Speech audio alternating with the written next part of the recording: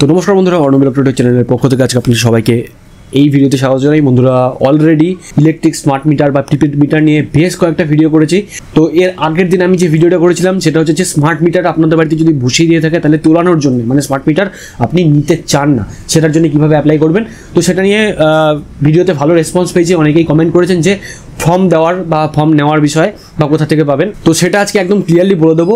তো smart meter যদি আপনার বাড়িতে ইনস্টল করা হয়ে গিয়ে থাকে তাহলে পরে, যদি আপনি স্মার্ট মিটার না চাইছেন, পুরনো মিটার চাইছেন, তাহলে পরে আপনাকে প্রথমে কী করতে হবে, আপনার যে লোকাল ইলেকট্রিক অফিস বা ইলেকট্রিক কাস্টমার কেয়ার অফিস যদি থেকে থাকে বা ইলেকট্রিক ডিভিশনাল কোনো অফিস থেকে থাকে, তাহলে সেখান থেকে গিয়ে আপনাকে প্রথমে কী করতে হবে, ফর্ম কালেক্ট করতে হবে।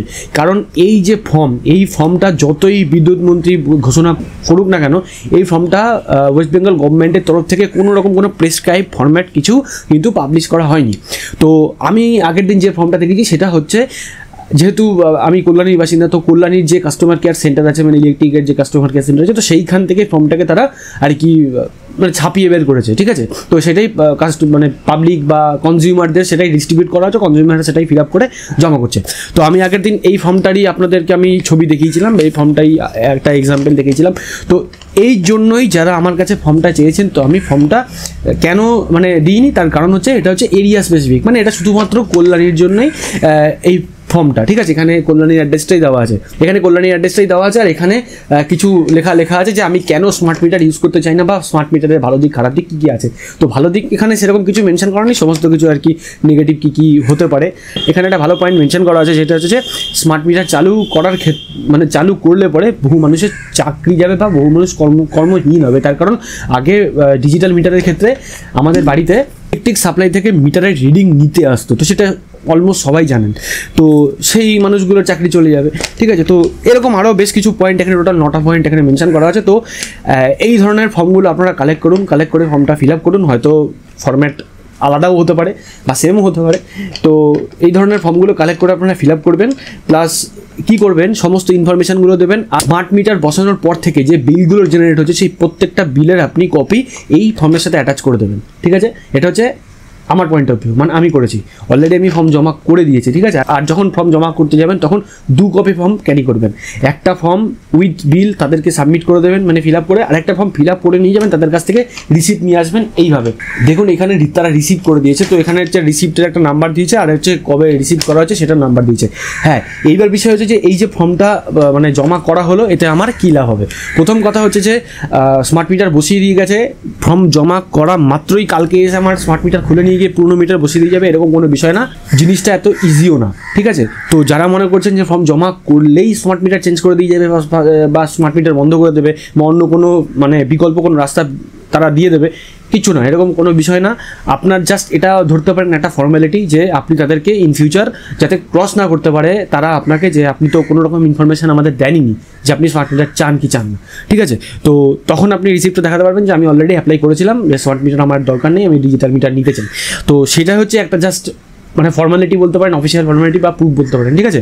তো এতটা জিনিসটা সহজ নয়, তার কারণ যদি স্মার্ট মিটারের মধ্যে মানে যে প্রবলেমগুলো এতজন মানুষ আর কি বলছে, স্মার্ট মিটারে বিল বেশি আসছে, উল্টোপাল্টা রিডিং হচ্ছে বা উল্টোপাল্টা মানে ইউনিট ক্যালকুলেট হচ্ছে, যদি মানে টাকা মানে আদায় করার বা টাকা ইনকাম করার মেশিন যদি হয়ে থাকে এটা, তাহলে আমার মনে হয় না সরকার এত ইজিলি জিনিসটাকে মানে তুলে নেবে বা প্রত্যেকটা মানুষের বাড়িতে গিয়ে খুলে নিয়ে আসবে, ঠিক আছে।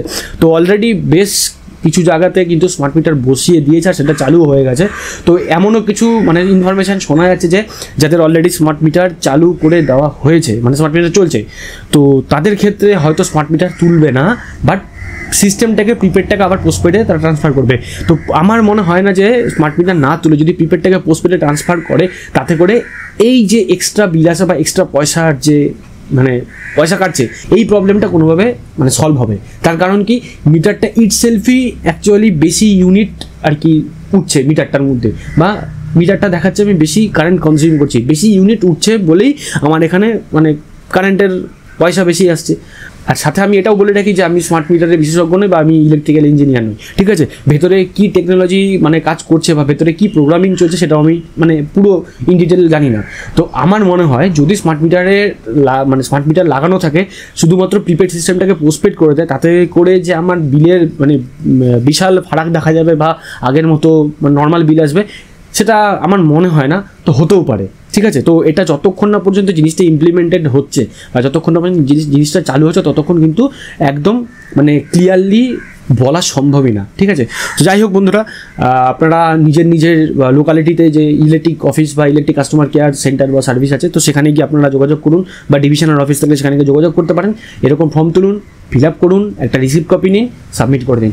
আপাতত এটা ছাড়া আর কোনো রাস্তা আছে বলে আমার মনে হয় না। তো আমিও সেম জিনিসটাই করলাম, জানি না কতটা কী হবে না হবে, তো করার কথা করলাম আর কি। তো যাই হোক, এরপরও যদি কারোর কোনো বিষয়ে ডাউট থাকে সেটা অবশ্যই কিন্তু আপনারা কিন্তু কমেন্ট সেকশনে কমেন্ট করে জিজ্ঞাসা করতে পারেন। আমি চেষ্টা করবো যতটা আমার কাছে নলেজ আছে আমি সেই নলেজ শেয়ার করে আপনাদেরকে হেল্প করতে। তো বন্ধুরা, আজকের ভিডিওটা কেমন লাগলো অবশ্যই কিন্তু কমেন্ট সেকশনে কমেন্ট করে জানাবেন। ভিডিওটা ভালো লাগলে অবশ্যই একটা লাইক করবেন, ভিডিওটা অনেক বেশি করে শেয়ার করুন। এরকম ভিডিও আপডেট পাওয়ার জন্য চ্যানেলটাকে যারা সাবস্ক্রাইব করেন অবশ্যই চ্যানেলটাকে সাবস্ক্রাইব করবেন, আর অলরেডি যারা সাবস্ক্রাইব করেছেন তাদেরকে অসংখ্য ধন্যবাদ। তো বন্ধুরা, ভিডিওটার সাথে শেষ পর্যন্ত থাকার জন্য সবাইকে ধন্যবাদ জানাই। ভালো থাকবেন, সুস্থ থাকবেন, বাই।